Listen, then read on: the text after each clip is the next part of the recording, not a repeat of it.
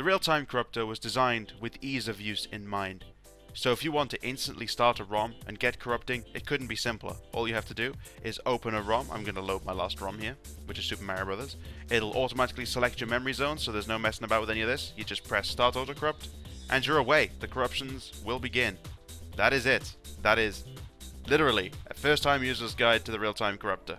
But while the real-time corruptor may be simple to use, it also has a lot of advanced tools for more advanced users. Obviously, if you want to just get straight into the corruptions, you could press Start Auto Corrupt and get straight into the action. But obviously, not everyone will want to do that. A lot of people will want to tune their settings to get some of the best corruptions you've ever seen. So, I'm going to tell you what all of this stuff does and how to use it. Firstly, we're going to look at the General Settings tab. This allows you to select an engine. All of these engines do different things.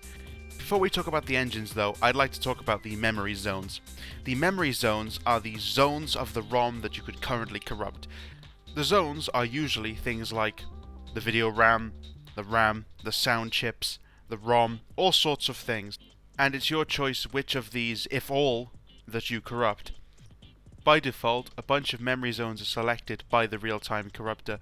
These are just recommended zones. You can either select all or choose which ones you want individually, but I recommend you stick to the auto-selected zones, as they are designed to help prevent any crashes or issues that may happen with some of the features of the RTC, like the rewind. The Nightmare engine, which is the first one that will be automatically selected, is an engine that will simply throw bytes at the selected memory zones. And that is literally what it does. The intensity chooses how intense the blast of bytes is, and the error delay chooses how much delay there is between the byte blast. Blast radius determines which memory zones the corruptions are sent to. There are three types. You have spread, which will spread the corruptions randomly across the selected memory zones. You have chunk, which will send all of the corruptions to a single memory zone, which is selected randomly. And last but not least, you've got burst, which sends 10 chunks at 10% of your intensity to any randomly selected zone. So it functions a little bit like chunk, but it sends 10 of them at 10% of your set intensity. Blast type determines how the values are changed during the blast. So right here we've got random. Random will replace the targeted address with any random value. That's just how it works. Tilt will increment or decrement the value, so it'll go up or down on the scale. And random tilt is a combination of the two, where the value can increment up or down like tilt, or it can be replaced with a random number. Now we're going to cover the Hell Genie. The Hell Genie is slightly different to the Nightmare engine, because the Hell Genie, rather than throwing bytes at the ROM, instead applies cheats to BizHawk's inbuilt cheat system, hence the name Hell Genie. So in the Hell Genie, it functions fairly similarly to the way that the Nightmare engine functions. The intensity chooses how many cheats are thrown at the ROM, the error delay chooses how often. And here you also have a few exclusive Hell Genie settings. For example, we have a maximum amount of cheats, and the reason there's a limitation on the cheats is because if you apply too many, it does actually start to cause performance hitching and issues with the emulator. So I'd recommend a limit of 50 or 100 for NES, and you should be okay with that. You also have a clear cheats on rewind checkbox right here, and a clear all cheats button, which can be useful as permanent damage quite often occurs while using the Hell Genie.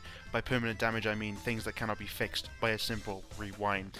You could also, if you wish, apply manual blasts of cheats. The manual blast button essentially does what the autocorrupt does, except you blast just by clicking the button. The button will instantly blast corruptions or cheats at the game, as opposed to doing it on the autocorrupt, which will blast every time your error delay is set. Next, we're going to go on to the Distortion Engine. The Distortion Engine generates blast backups and then reapplies them after a certain number of steps, as shown down here with the distortion delay. Using time functions with the Distortion Engine creates an additional temporary delay that can be removed by syncing the Distortion Engine.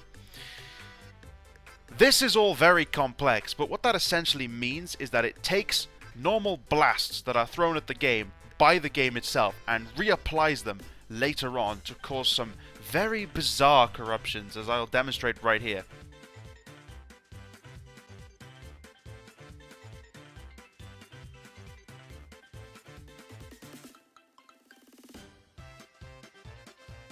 And now, we have one more at the bottom here. This is not necessarily an engine, it's called external ROM plugin. As of right now, this is not part of the autocorrupt. You'll notice autocorrupt has been disabled for this mode. So this is for the glitch harvester, which I will explain in its own video. Next, we're going to talk about the time flow. The time flow is this box you see on the right here, and you have a few options to select.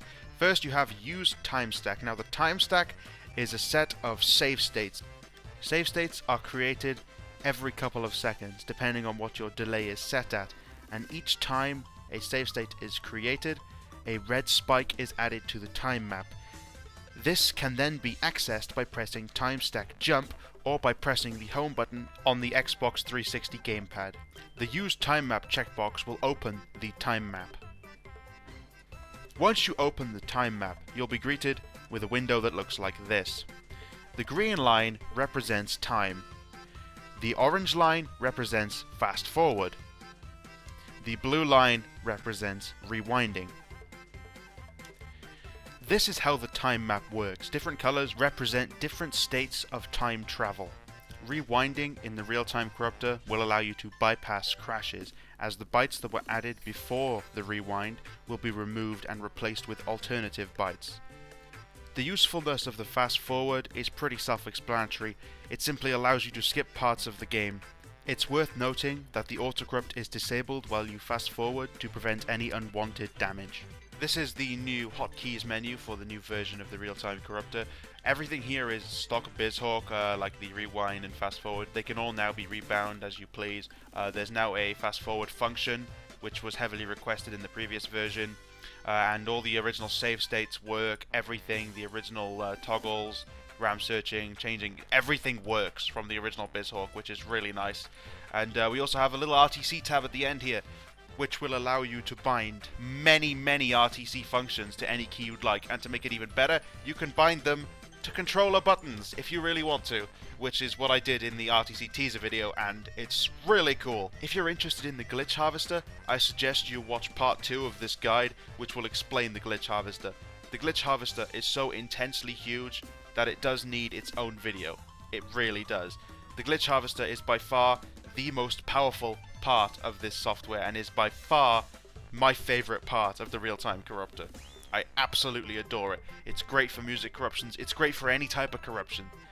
It essentially works like the older style corruptors where you load a ROM, corrupt the game, load a save state and play. But this one does it slightly differently. So if you're interested in that, be sure to watch part 2 of this guide. Thanks for watching. I'll see you guys next time.